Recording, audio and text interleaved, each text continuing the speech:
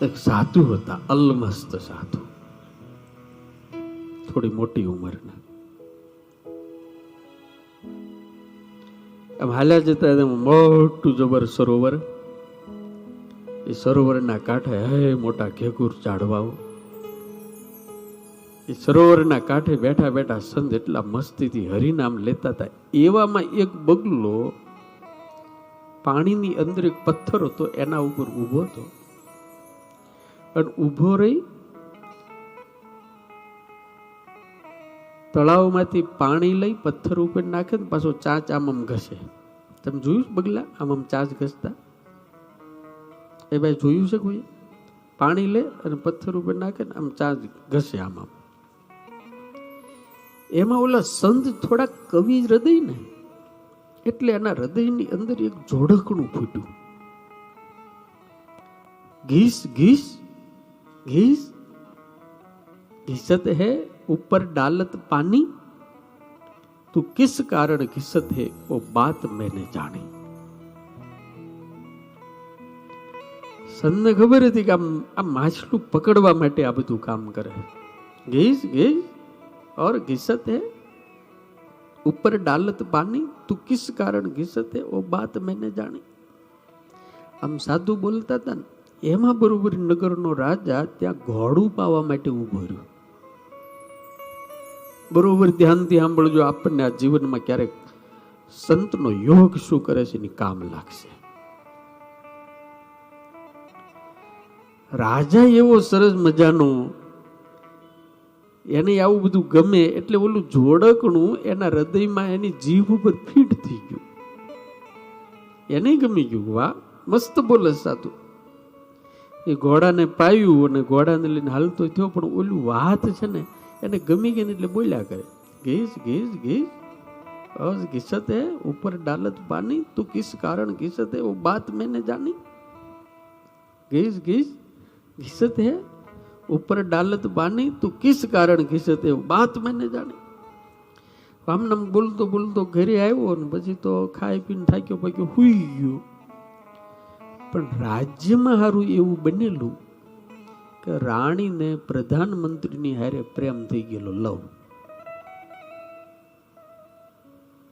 તમને બધાને ખબર છે આ દુનિયામાં ક્યારેય કોઈનું કઈ નક્કી નથી તું કોને કોની હારે પ્રેમ થઈ જાય. અને અત્યારે તો સૌથી મોટામાં મોટો જો પ્રશ્ન હોય, સૌથી મોટામાં મોટો જો પ્રશ્ન હોય તો આપણા ઘરે આપણે દીકરી સાચવવાનો પ્રશ્ન અત્યારે સૌથી મોટો છે. બાપ ગમે એટલો મોટો હોય, ગમે એટલો સમર્થ હોય, ગમે એટલો સક્ષમ હોય, ગમે એટલો પૈસા વાળો હોય, ગમે એટલો લાગવગ વાળો હોય, પણ જો યુવાન દીકરી ઘરમાં હોય ને તો બિચારાને ચિંતા બહુ હોય. ક્યારે ક્યાં જતી રહે, કોની હારે ભાગી જાય, કઈ નક્કી જ નથી થતું. રાણી ને મંત્રી ની હારે પ્રેમ થઈ ગયો ને એટલો બધો પ્રેમ થઈ ગયો, એટલો બધો પ્રેમ થઈ ગયો. બે વિચાર કરે કે આપણે લગ્ન કરી લે, પણ પ્રધાન કે આપણે લગ્ન કરીએ, રાજા બે ને ફાંસીએ ચડાવી દે, કાંટામાં નાખી હળગાવી દે. રાણી કે એક કામ કરીએ તો કે હું રાજાનો જ કાંટો કાઢી નાખી. તો કોણ કે છે? રાણી. કઈ રીતે ઉપાય ગોતો? એમાં ઈ જમાનામાં, જૂના જમાના, તમને ખબર વાણન દાઢી ને બધું કરવા આવતા રાજાના ઘરે. એટલે કીધું ફલાણો વાણન છે ને આપણા રાજા સાહેબ ની રોજ 2-3 દાડે દાઢી અને વાળ બાદ કરવા આવે છે, એને આપણે પટાવીને લાંચ આપી દઈને હજાઈઓ મારી દે ને એટલે પતી જાય. બોલાવ્યો, પૈસાનું બંડલ મૂક્યું, રાણી સિક્કાનું હોના મોર મૂકી, લે બોલો કે પણ આટલું બધું હેનું? બરાબર સમજાવીને કીધું કે રાજાને હજાઈઓ મારી દેવાનો છે, ગળું જ કાપી નાખવાનું છે. અરે બાપા એ મારાથી ન થાય, મારાથી થતું હશે, મરી જાઓ. ત્યારે ઓલો પ્રધાન કે તું માગ એટલા રૂપિયા આપશું, તું માગ એટલા. પૈસાથી કોણ પીગળતું નથી?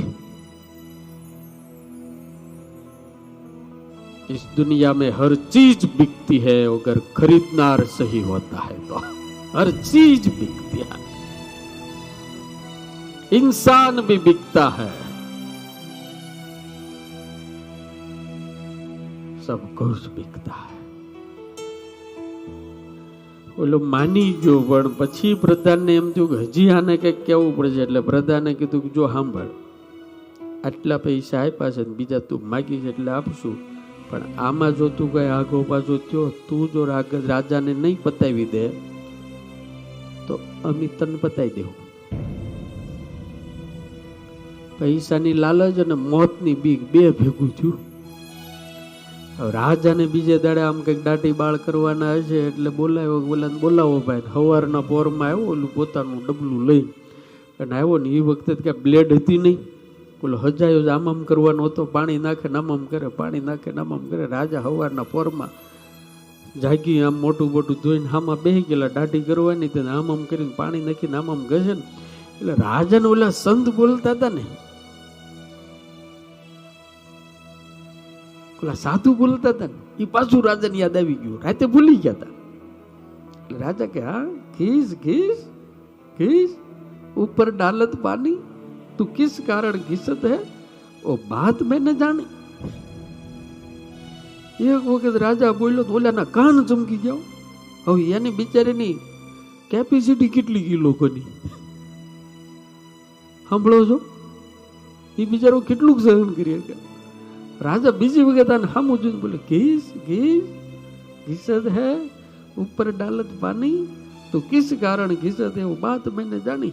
ત્યાં તો હાથ બાદ ધ્રુજવા માંડ્યા. સવારના પોરમાં ટાઢ હતી, પરસેવો વળવા માંડ્યો, પાણી ઘેંગે ભેગે ધવા માંડી. આમ હજાયો પડી ગયો. રાજાને હાથ જોડીને કે બાપા મારો વાંક જરાય નથી હો,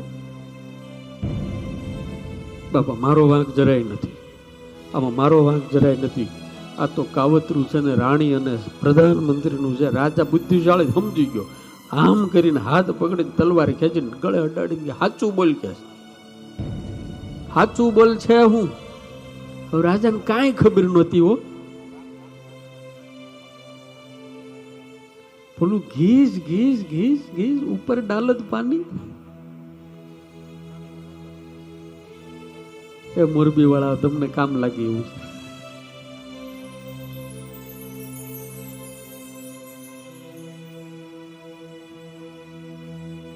તલવાર અડાડી દીધી, બોલ સાચું બોલ હું છે કે બાપા આમાં છે ને મારો કઈ વાંક છે નહીં, હું તો હાવ નિર્દોષ માણસ છું, પણ મને આ 2-5 દિવસ પહેલા રાણી સાહેબે અને પ્રધાનમંત્રીએ બોલાવ્યું તો અને તમને મારી નાખવા માટે આટલા રૂપિયા આપ્યા હતા. હજાયો મૂકી દેવાનું. રાજાએ બધું જ જાણી લીધું. થોડાક રૂપિયા આપીને એને વળાવી દીધો અને આ બાજુ રાણીને અને પ્રધાનને બંનેને બોલાવ્યા કચેરીમાં. બોલો મારા મોતનું કાવતરું શું કર્યું તું કે બાપા કાંઈ નહીં, કે આ પ્રધાન આ વાણંદ રહ્યો, બંને જણાને ફાંસીએ ચડાવી દીધા અને વાણંદને દેશવટો આપી દીધો. અને પછી રાજાએ વિચાર કર્યો, ઓહો હાવ સહજ રમતમાં કોઈ યોગ વગર એક સત્પુરુષના વચનો સાંભળી ગયો અને જો મોતમાંથી બચી ગયો હોવ તો એ સાધુને મારા રાજ્યમાં બોલાવીને સત્સંગ કરું તો આ જન્મ મરણમાંથી છૂટી જાઓ. એ સત્સંગ કા ફલ હૈ. અને રાજાએ સંતને બોલાવ્યા, પગમાં પડ્યો, સાધુની કંઠી બાંધીને ગુરુ બનાવ્યા. જિંદગીની અંદર જે વિવેક શીખવો પડે, હરિભજન કરવું પડે.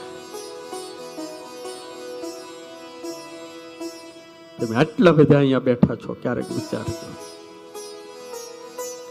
આ જન્મ મેળવી અને માત્ર દોડાદોડી કરીને રૂપિયા જ કમાવાના હોય અને જો ભજન અને સત્સંગની સેવા ન થાય તો આ બધાનો મતલબ શું છે? હાલો કયો.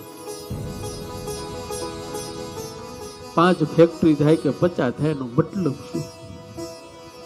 મરી તો હવને જવાનું છે ને ભાઈ, કે રહેવાનું. એટલે આપણા સાધુ એક વાત કરે છે કે ભાઈ આઈનું જેમ ગોઠવતા આવડે છે ને આપણને, અને એની જે ચિંતા કરીને એની જે મહેનત કરીએ છે ને એટલી ને એટલી ચિંતા ને એના કરતા વધારે મહેનત છે ને ઉપરનું ગોઠવવા માટે પણ કરવી પડશે. એટલે ભજન કરવું પડશે, સત્સંગ કરવો પડશે.